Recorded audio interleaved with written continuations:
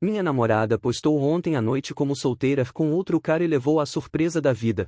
Olá a todos. Não sei se este é o lugar certo para escrever isso, mas preciso desabafar. Meu nome é Dylan, tenho 28 anos e estava, um noivo de Dinorah, de 26 anos. Nosso casamento estava planejado para daqui a 2 semanas. Nosso relacionamento começou há 6 anos, quando eu estava terminando a faculdade e ela estava apenas começando a dela. Desde então compartilhamos quase tudo, viagens, planos de futuro, problemas financeiros e muitos projetos juntos. Apesar das discussões típicas de casal, sempre pensei que tínhamos um relacionamento sólido baseado na confiança. Há um ano pedi ela em casamento num momento que para mim foi perfeito. Levei meses planejando e economizando para o anel. A levei para jantar no lugar onde tivemos nosso primeiro encontro e lá pedi que fosse minha esposa. Foi uma noite muito especial para nós dois. Choramos de felicidade e desde aquele dia nos pusemos em ação para planejar o casamento. Desde o princípio concordamos que não queríamos despedidas de solteiro. Nenhum de nós dois é de festas e ambos estávamos de acordo que esse tipo de evento só poderia trazer problemas desnecessários. Ela me disse que preferia algo tranquilo, talvez um jantar com suas amigas mais próximas alguns dias antes do casamento, mas sem excessos. Por isso me surpreendi quando apenas uma semana antes do casamento, ela me disse que as amigas haviam organizado algo. Segundo ela, insistiram tanto que não pôde dizer não. Me comentou com muito pouco tempo de antecedência. Disse que naquela mesma tarde iria para uma casa na praia, que voltaria no dia seguinte, que prometia que seria algo tranquilo. Confesso que não gostei da ideia. Disse a ela com calma. Dinorah, tínhamos combinado que não haveria despedida. Ela me respondeu meio irritada. Não é uma despedida como tal. Só vamos jantar, beber um pouco, conversar e pronto. Não vai ter nada estranho, eu juro. Não queria brigar, então aceitei, embora não estivesse totalmente convencido. Pedi que pelo menos me avisasse quando chegasse para saber que estava bem, e ela fez isso. Me mandou uma mensagem dizendo que já estavam instaladas, que tudo estava tranquilo e que eu não me preocupasse. O resto da tarde passei em casa, vi alguns jogos e depois me pus a adiantar trabalho no computador para me distrair. Mais tarde, antes de dormir, abri o Instagram. Várias de suas amigas estavam postando stories da reunião, vídeos dançando, fotos da praia, drinks na mesa. Tudo parecia normal até que vi uma publicação que me deixou gelado. Dinorah havia postado uma foto no próprio perfil dela. Na imagem estava abraçada a um homem que eu não conhecia, ambos sorrindo de forma bastante próxima. E na parte inferior da foto havia um texto escrito: última noite solteira, acompanhado de um emoji de taça de vinho e um de carinha rindo. Fiquei imóvel por alguns segundos. No início pensei que talvez fosse uma brincadeira, mas quanto mais olhava a foto, mais desconforto sentia. Ela nunca havia postado algo assim, nem sequer é daquelas que postam muitas fotos pessoais e muito menos abraçada a alguém que não sou eu. Abri os comentários e havia vários de suas amigas comentando coisas como: você merece, amiga, aproveita a sua noite, e até um que dizia: hahaha, que boa lembrança. Tudo isso me fez sentir um vazio no estômago. Sem pensar, escrevi para ela por mensagem: quem é o cara da foto? Ela demorou para responder. Foram só alguns minutos, mas pareceram eternos. Finalmente me respondeu: hahaha, amor, um amigo de uma das meninas. Estávamos brincando. Respirei fundo antes de escrever de novo. Não acho muito engraçado. Passaram outros minutos antes que respondesse: não fica assim, é só uma foto, não acontece nada. Fiquei olhando para a tela, sentindo que algo não estava bem. Por que ela, sabendo que eu não gostava da ideia da despedida, publicaria algo assim? Por que chamava de brincadeira? Voltei a abrir os stories das amigas. Comecei a vê-los um por um, com mais atenção. O mesmo homem aparecia em vários, dançando com todas, servindo drinks em um deles. Quase ao fundo, via-se Dinorah dançando perto dele. Não se via nada explícito, mas a imagem deles juntos me incomodou. A ansiedade começou a tomar conta de mim. Não conseguia parar de olhar as publicações. Cada vez que via o rosto dela sorrindo ao lado dele, sentia que meu peito doía. Não eram só ciúmes, era a sensação de que ela havia cruzado um limite, o mesmo limite que havíamos concordado em respeitar. Escrevi para ela novamente: Dinorah, sério, não entendo por que você postou isso. Tínhamos um acordo. Desta vez ela não respondeu tão rápido. Passaram pelo menos 20 minutos até que recebi sua mensagem: Dylan, por favor, relaxa. Não é para tanto. Se você vai ficar assim, melhor conversarmos amanhã. Me deixou com a conversa ali, sem conseguir tirar aquela imagem da minha cabeça. Desliguei o telefone, mas acabei ligando de novo para continuar checando as redes. Numa das publicações de uma de suas amigas havia um pequeno álbum de fotos da noite. Numa delas vi Dinorah e aquele homem muito perto, quase ombro a ombro, rindo de algo. Fiquei olhando a imagem uma e outra vez, sentindo como a raiva ia subindo pouco a pouco. Não queria tirar conclusões precipitadas, mas naquele momento me era impossível dormir. Eram quase 2 2 da manhã e eu continuava acordado, sozinho no meu quarto, com o telefone na mão, debatendo comigo mesmo se ligava para ela ou esperava que voltasse no dia seguinte. Por um lado queria evitar uma discussão por chat, mas por outro lado sentia que precisava de uma explicação imediata. Passaram as horas e eu continuava sem conseguir dormir. A última vez que olhei o relógio eram 4 da manhã. O quarto estava completamente escuro, mas minha mente não parava de dar voltas. Cada vez que fechava os olhos, via a imagem de Dinora abraçando aquele cara. Não era só a foto, mas tudo o que representava, a falta de respeito, o acordo que havíamos quebrado e aquela sensação amarga de que algo estava acontecendo lá que eu não sabia. Estava tão metido nos meus pensamentos que quase pulei da cama quando ouvi o som do telefone. Era uma ligação. Vi a tela, Dinora. Fiquei um segundo em silêncio antes de responder, meu coração batendo forte. Dinora, o que você está fazendo? Disse com a voz rouca, entre cansado e irritado. Por que você posta isso? Por um momento não ouvi nada e depois se ouviram risadas ao fundo. Risadas de várias mulheres, gritos e música de festa. Dinora, insisti. Então, de repente, uma voz masculina atendeu. Ei, cara, relaxa, disse com um tom debochado. Estamos nos divertindo aqui. Ela e eu só estávamos dançando. Irmão,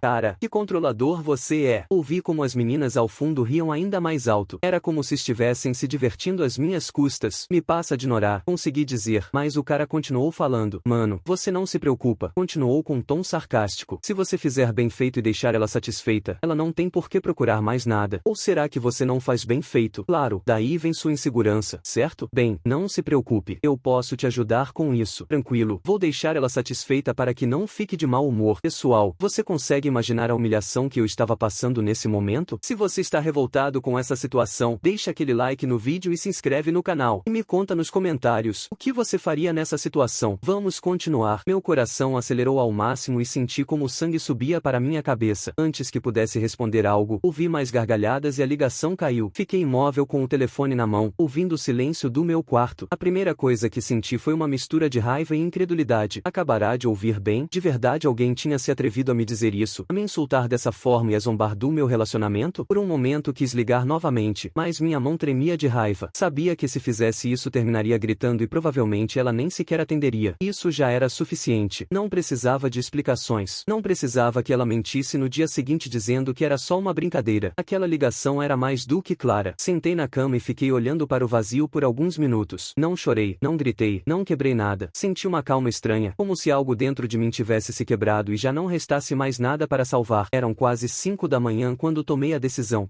Não depois disso. Me levantei, acendi a luz e peguei o telefone. Comecei a procurar na minha lista de contatos o número do salão de eventos. Por sorte, tinham um serviço de atendimento 24 horas. Quando me atenderam, expliquei que queria cancelar o casamento. A pessoa que me atendeu pareceu surpresa, mas processou o cancelamento. Me informou que haveria uma multa de 50% do custo total por cancelar tão perto da data. Só disse que estava bem e que por favor enviassem o comprovante de cancelamento ao meu e-mail. Desliguei e liguei para o serviço de buffet para cancelar o banquete. Novamente me disseram que não podiam devolver o adiantamento completo. Não me importei. Depois liguei para o grupo musical que havíamos contratado. Também cancelei. O mesmo fiz com o fotógrafo e com a floricultura. Cada ligação me fazia sentir mais leve, como se estivesse tirando um enorme peso de cima de mim. Às 6h30 da manhã, quando terminei com os fornecedores principais, tomei um café rápido e comecei com o que vinha a seguir. Fui ao armário e tirei uma mala de viagem. Coloquei toda a roupa dela, sapatos, artigos de banho e coisas pessoais que ela tinha na minha casa. Não fiz com ódio, não joguei nem rasguei, simplesmente dobrei e guardei. A mala ficou cheia até o topo. Depois liguei para um chaveiro. Pedi que trocasse todas as fechaduras da casa, incluindo as do portão e da porta principal. Me disse que poderia vir às 8 da manhã, então esperei. Enquanto isso, coloquei a mala junto à porta de entrada. Quando o chaveiro chegou, trabalhou por quase 2 horas. Ao terminar, testei todas as chaves novas e paguei em dinheiro. A sensação de girar a nova fechadura e ouvir o clique foi indescritível. Era como fechar simbolicamente aquela etapa da minha vida. A última coisa que fiz foi ligar para a costureira que estava confeccionando o vestido de Dinora. Era um vestido feito sob medida, algo que ela havia sonhado desde criança. Quando expliquei que queria cancelar o pedido, ela me disse que já estava quase terminado e que só podia me devolver uma parte do dinheiro. Respondi que não importava, que ficasse com o resto. Quando terminei com tudo, eram quase 11 da manhã. A casa estava em silêncio. Só restava a mala na entrada esperando. Me deixei cair no sofá e senti uma paz estranha. Não era felicidade, tampouco tristeza pura, mas era a certeza de ter tomado a decisão correta. Fechei os olhos e pela primeira vez em toda a noite senti que podia respirar sem aquele nó no peito. Minutos depois subi para o meu quarto e me joguei na cama. Dormi como um bebê, sem sonhos, sem pesadelos, apenas um sono profundo que me fazia sentir que de alguma forma estava começando de novo. Abri os olhos pelo som som de batidas na porta. Olhei o relógio e eram 4 da tarde. Por um instante não lembrei de nada do que havia acontecido até que ouvi a voz dela. DY,